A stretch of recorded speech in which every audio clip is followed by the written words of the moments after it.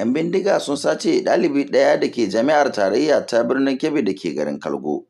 A wata sanarwa mai ɗauke da sa hannun shugaban sashen labarai da kuma hulɗa da jama'a Jamilu Muhammad Magaji, sanarwar ta bayyana cewa a cikin daren Talata misalin karfe 3 na dare, wasu 'yan bindiga guda 5 sun kai hari ga wasu ɗalibai a cikin wani gidan haya na Istijaba Bila da ke unguwar Jeji. Ɗaliban suna barci a wajen ɗakunansu lokacin da 'yan bindigar suka buɗe da neman kuɗi daga gare su. Duk da haka ɗaliban sun bayyana cewa su ma ɗalibai ne kuma ba su da kuɗi. A lokacin ne 'yan bindigar suka yi wa ɗaliban duka inda wasu suka samu rauni. Wani mazaunin yankin Malam Siddi Husaini wanda ke kusa ga wajen yana kula da shanunsa ya ji hayaniya ya fito domin duba lamarin.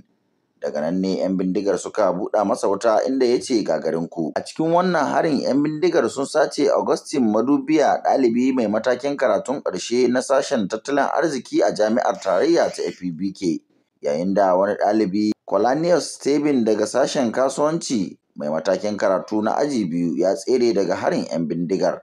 Shugaban jami'ar Farfesa Muhammad Zayyanu Umar tare da shugaban 'yan sandan ƙaramar hukumar mulki ta Kalgo, jami'an hukumar tsaro ta farin kaya DSS sun ziyarci ɗaliban, inda suka kuma tabbatar da cewa jami'ar za ta ci gaba da ɗaukar matakan da suka dace wajen tabbatar da tsaron ɗaliban. Farfesan ya kuma sanar da wannan mummunan lamarin ga gwamnan jihar Kebbi Dr. Nasir Idris ta hannun sakataren gwamnatin jihar Yakubu Bala Tafida da kuma daraktan tsaro na ofishin majalisar zartarwa ta jihar Kebbi. Jami'ar ta bayyana godiyarta ga hakimin unguwar Jeji da kuma al'ummar yankin bisa goyon bayansu ga ɗaliban. Haka kuma jami'ar ta roƙi gwamnatin jihar Kebbi da 'yan sandan Najeriya da sauran hukumomin tsaro da su ƙara tashi tsaye domin tallafawa jami'ar wajen magance wannan lamarin. A wata sanarwa da mai magana da yawun rundunar 'yan sandan jihar Kebbi CSP Nafi'u Abubakar ya aika wa tashar IMS Online TV. Sanarwar ta bayyana aukuwar lamarin, inda rundunar 'yan sandan ta ce tuni hukumar tana ƙoƙarinta wurin ganin cewa ta kubutar da wanda 'yan bindigar suka sace tare da ba da tabbacin ƙara samar da tsaro ga ɗaliban. Sabuwar tawagar gwamnatin Kano za ta nemi diyya ga mafarauta 16 da aka kashe a jihar Edo.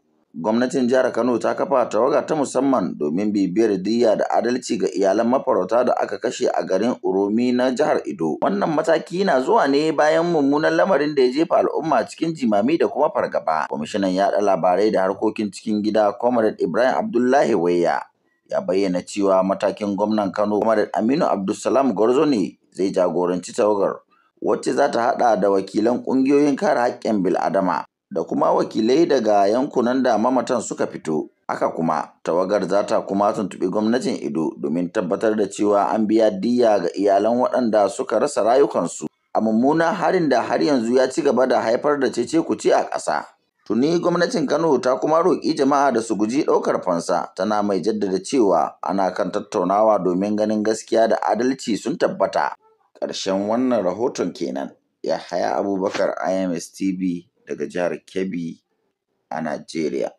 Kiki kaka ana wata ga wata yau ake yin ta ramamme ya tsokani mai nace kun ce a'a to sai ya kenan. IMS ce raba gadama IMS Online TV nake nufi, zakekiyar zakakalar zazzakar tashar da aka zakulo aka kuma gina bisa kyakkyawan tafarki da tubali daidai da manufofin al'umma. Lallai ba shakka, shin ina wanda ya tafi to ya dawo, wanda ya shirya ya fasa, wanda ya tsaya to ya zauna, wanda ya zauna kuwa to ya saurara. Kafar yada labarai ta IMS shakundunce komai da ruwanka ɗaya a cikin dubu. Don haka kai mai zaman jira kare jiran tsaki ƙara zama kuma ka ƙara shirye shan mamakin ganin yadda kiyashi zai jawo gawar giwa nan ba da jimawa ba. IMS Online TV wato Information Management Service birnin Kebbi, korama ce mashayar kowa, masu gaskiya kamar littafi.